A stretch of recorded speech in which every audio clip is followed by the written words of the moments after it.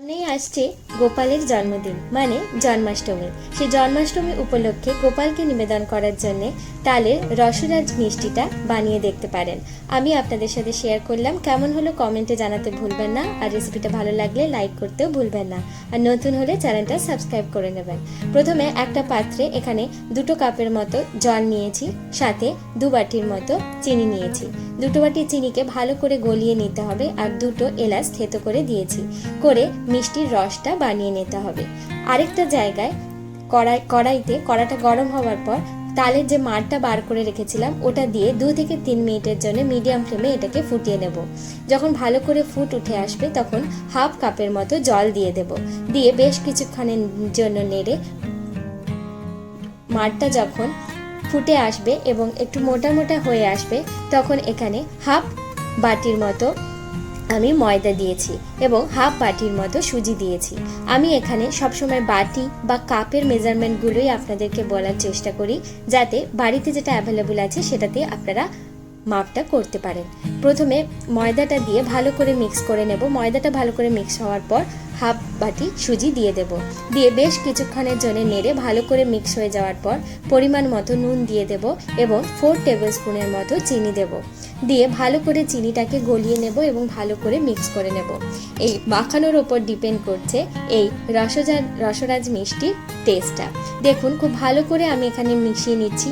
আমাদের প্রায় মেশানো হয়ে এসছে, তাই লাস্টে এখানে 5 থেকে 6টার মতো এলাচ গুঁড়ো করে আমি দিয়ে দিয়েছি, যাতে স্মেলটা খুব সুন্দর আসে। দেখুন একটা ডো টাইপের তৈরি হয়ে গেছে। এবার এই ডোটাকে নামিয়ে নেব। একটা থালাতে আমি আগে থেকেই ঘি ব্রাশ করে রেখেছি। আপনারা চাইলে সাদা তেলও ব্রাশ করতে পারেন। ঘিটা ব্রাশ করে রেখেছিলাম এবং ওই গরম গরম যে ডোটা বানালাম ওটা দিয়ে দেব। দিয়ে আরেকটা খুন্তি বা কোনো স্প্যাচুলা দিয়ে তাতে ঘি লাগিয়ে আপনারা ওপর থেকে প্রেস করে এটাকে খুব ভালো করে মিলিয়ে দেবেন এবং যখন হালকা ঠান্ডা ঠান্ডা হয়ে আসবে তখন এটাকে আপনারা যেরকম সাইজের চান সেই রকম সাইজে এটাকে কেটে নেবেন। আমি এখানে ছোট ছোট বরফির আকারে কেটে নিয়েছি। দেখুন এটা যখন হালকা ঠান্ডা হয়ে এসেছে আমি এটা বরফির আকারে কেটে নিচ্ছি এবং খুব সুন্দরভাবে এটা কাটা হয়ে যাচ্ছে।